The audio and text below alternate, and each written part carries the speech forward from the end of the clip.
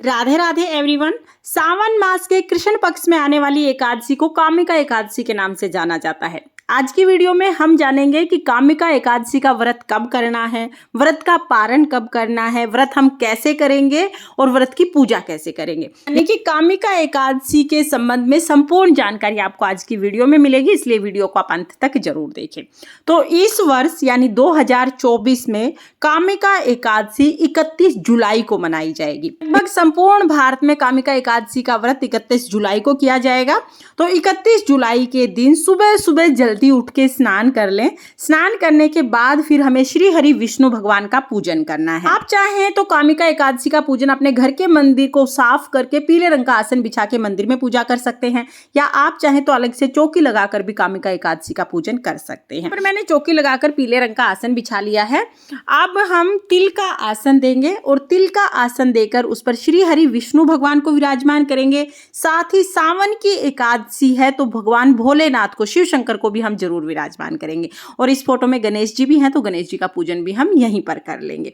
तो इस तरह से हम विष्णु भगवान और भगवान भोले शंकर, भगवान शिव शंकर का पूजन करेंगे।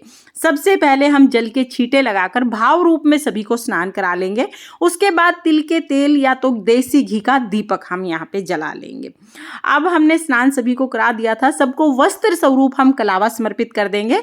आप चाहें तो आप जनेऊ भी समर्पित कर सकते हैं, जनेऊ ना हो तो आप कलावा समर्पित कर सकते हैं। तो यहाँ पर गणेश जी, भोलेनाथ, भगवान विष्णु, माता पार्वती सभी को हम वस्त्र स्वरूप कलावा समर्पित कर देंगे। उसके बाद हम चंदन का तिलक लगाएंगे। एकादशी के व्रत में चंदन का ही तिलक लगाया जाता है। अगर चंदन नहीं है तो आप हल्दी का तिलक भी लगा सकते हैं। ध्यान रहे कि एकादशी व्रत में चावल का उपयोग बिल्कुल नहीं किया जाता है, तो चावल की जगह हम तिल इस्तेमाल करते हैं, तो तिल समर्पित कर देंगे। और दीपक में भी आप तिल जरूर डालें, क्योंकि दीपक में जितने तिल चटकेंगे उतने ही हमारे पापों का नाश होगा।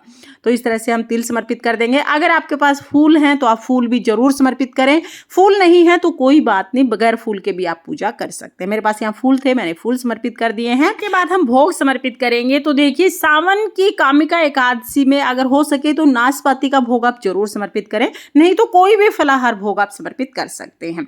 भगवान विष्णु के भोग में तुलसी जरूर डालें, और तुलसी एक दिन पहले ही आप तोड़ लें, क्योंकि एकादशी को तुलसी नहीं तोड़ते हैं। तो भगवान विष्णु को तुलसी युक्त और भगवान गणेश जी और भगवान शिव शंकर को हम बिना तुलसी के भोग समर्पित करेंगे। उसके बाद जल समर्पित कर दिया है, साथ में हम दक्षिणा समर्पित कर देंगे। और फिर हमें कथा सुननी है। तो देखिए, कामिका एकादशी की कथा सुनने के लिए 1 लोटा जल हमने ले लिया है। उसके साथ ही अपने सीधे हाथ में थोड़े से तिल और फूल हम ले लेंगे। फिर हम कामिका एकादशी की व्रत कथा सुनेंगे। आप चाहें तो एकादशी की व्रत कथा की पुस्तक आपके पास है, वहां से कथा सुन सकते हैं, या आप चाहें तो आप फोन पे भी कथा सुन सकते हैं। कथा का वीडियो आपको मेरे चैनल पर अलग से मिल जाएगा, लिंक मैं आपको डिस्क्रिप्शन में दे दूंगी, वहां से देख लेना।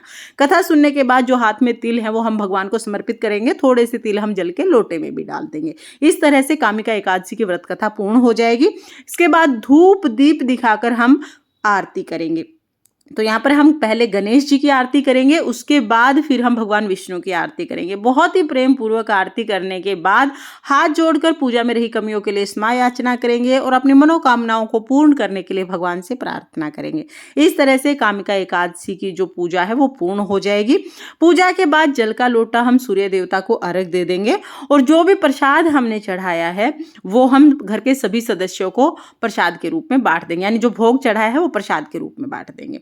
जो दक्षिणा हमने चढ़ाई है वो अगले दिन, द्वादशी के दिन जब हम दान करते हैं ना, जो सीधा निकालते हैं, उसी में रख के इसको दान कर देते हैं। तो इस तरह से हमें व्रत का पूजन करना है।